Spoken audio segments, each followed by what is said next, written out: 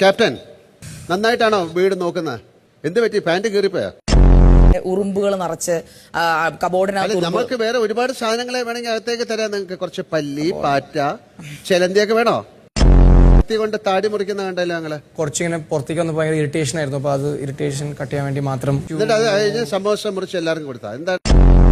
ലാലേട്ടാ ഒരു മിനിറ്റ് നിക്കും മോനെ, നിനക്ക് മുട്ടി നിൽക്കുകയാണോ? എന്നാ പറ. എന്നെ കുറ്റം വരെയും വെയിറ്റ് ചെയ്യണം.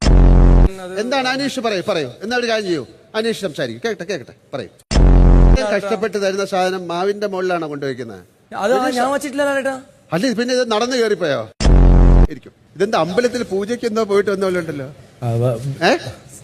ഞാൻ സ്റ്റൈല് ചെയ്തു. നന്നായിട്ടുണ്ട് കുറിയൊക്കെ. പിന്നെ ഭയങ്കരമായിട്ടൊരു കേക്ക് എന്തോ കഴിക്കുന്ന ഒരാള് ആരായിരുന്നു? 10 വിരലല്ല, വേറെ 4 വിരലും കൂടെ നക്കുമെന്ന് ഞാൻ വിചാരിച്ചു. അപ്പ എനിക്ക് എന്താ കിട്ടിയേ? പാവയ്ക്ക. അതെങ്ങനെ ഉണ്ടായിരുന്നു? നല്ല കയ്പായിരുന്നു. പിന്നെ പാവയ്ക്ക നല്ല മധുരം ഉണ്ടാവോ? ബാറ്ററി ഉണ്ടോ നോക്കൂ